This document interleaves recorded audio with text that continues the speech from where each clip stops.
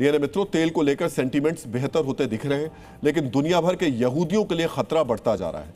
24 दिनों के युद्ध में ईरान का समर्थन करने वाले तत्वों ने इजराइल के बाहर बसे यहूदियों को भी निशाना बनाना शुरू कर दिया। मित्रों, अब हम इसी सवाल का विश्लेषण करने जा रहे हैं। जब जब इजराइल जंग के मैदान में उतरा है, तब दुनिया भर में यहूदियों पर हमले क्यों शुरू हो जाते हैं। मित्रों, इस विश्लेषण को समझने के लिए आपको दो तस्वीरें बेहद गौर से देखनी चाहिए। आपके टीवी स्क्रीन पर बाईं तरफ जो वीडियो चल रहा है वो लंदन का है। लंदन में एक यहूदी समाजसेवी संगठन की 4 एम्बुलेंस को आग लगा दी गई। दूसरी तस्वीर अमेरिका के न्यूयॉर्क की है। न्यूयॉर्क में हवाई पट्टी पर उतरते विमान के सामने दमकल का एक ट्रक आ गया। विमान और ट्रक की टक्कर हुई। टक्कर में विमान के दोनों पायलट्स की मौत हो गई और 41 यात्री घायल हो गए। मित्रों, इस विमान में ज्यादातर यात्री यहूदी थे। इसी वजह से हादसे को यहूदियों से नफरत के तौर पर जोड़ा जा रहा है। लंदन का हमला वाकई कायराना है। जो एम्बुलेंस लोगों की जिंदगी बचाने के काम आती है, उन्हें फूंक कर राख कर दिया गया। इस करतूत ने ब्रिटेन को इस कदर झकझोरा है कि खुद ब्रिटिश पीएम को सामने आकर बयान देना पड़ा। लंदन में यहूदियों पर हमले को लेकर ब्रिटेन के पीएम का बयान आपको भी बेहद गौर से सुनना चाहिए। Well, this is a horrific anti-Semitic attack. ये एक भयानक यहूदी विरोधी हमला है और निश्चित रूप से देश भर का यहूदी समुदाय काफी चिंतित है। मैं आज सुबह से ही समुदाय के नेताओं के संपर्क में हूँ। हमारे समाज में यहूदी विरोधी भावना का कोई स्थान नहीं है और वास्तव में ये महत्वपूर्ण है कि हम सभी ऐसे क्षण में एक साथ खड़े हों। That we all stand together at a moment like this. मित्रों, बयान सालों से आ रहे हैं, लेकिन यहूदियों के खिलाफ हिंसा थम नहीं रही। यहाँ आपको जानना चाहिए कि ईरान युद्ध के दौरान ये दुनिया भर में यहूदियों के खिलाफ हिंसा की पहली घटना नहीं है।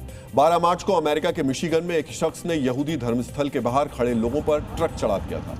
इस हमले में 30 से ज्यादा लोग घायल हो गए। 14 मार्च को नीदरलैंड्स में एक यहूदी स्कूल के बाहर बम धमाका किया गया। इस बम धमाके में स्कूल की इमारत को नुकसान पहुंचा। मित्रों, लड़ाई ईरान और इजराइल की चल रही है, लेकिन निशाने पर दुनिया भर के यहूदी आ गए। यहूदियों के खिलाफ हिंसा और नई नफरत की इस लहर को समझने के लिए आपको कुछ आंकड़े बेहद गौर से देखने चाहिए। मित्रों, ईरान के युद्ध को 24 दिनों का वक्त बीत चुका है।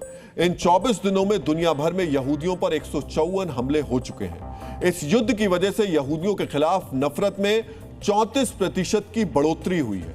मित्रों, नफरत की इन घटनाओं की जब जांच की गई तो सामने आया कि 50% हमलों या नफरत भरी घटनाओं की वजह ईरान का युद्ध है। यह दुनिया भर में एक पैटर्न बन चुका है। जब जब इजराइल युद्ध में उतरता है तो यहूदियों को निशाना बनाया जाता है। ब्रिटेन की रिसर्च एजेंसी CST का दावा है कि इजराइल के युद्ध में उतरने के बाद इजराइल के बाहर रहने वाले यहूदियों के खिलाफ हिंसा या नफरत के मामलों में 600% का इजाफा हो जाता है।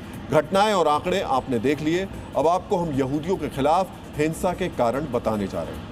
मित्रों, इस्लामिक जगत और उससे जुड़े तत्व यहूदियों को इजराइल से जोड़कर देखते हैं। Israeli agency world Zionist organisation के मुताबिक यहूदी विरोधी सोच के 2 मकसद होते हैं। पहला मकसद होता है यहूदियों पर हमले करके इजराइल पर मानसिक प्रेशर बढ़ाया जाए। दूसरा मकसद होता है इजराइल के बाहर मौजूद यहूदियों को बदनाम करना, ताकि जिस पक्ष से इजराइल का युद्ध है उसे न्याय संगत करार दिया जा सके। मित्रों, आपको याद होगा 7 अक्टूबर के आतंकी हमले के खिलाफ जब इजराइल ने गाजा में सैन्य कार्रवाई शुरू की थी, उस दौरान दुनिया के अलग अलग देशों में इजराइल के खिलाफ बड़े प्रदर्शन शुरू हुए थे। पहले इन प्रदर्शनों के जरिए हमास के आतंक को आजादी का संघर्ष दिखाने की कोशिश की गई। फिर इन प्रदर्शनों और कथित गुस्से की आड़ में यहूदियों पर हमले किए गए। अगर आप इस हिंसा से जुड़े आंकड़े देखेंगे तो आप भी चौंक जाएंगे।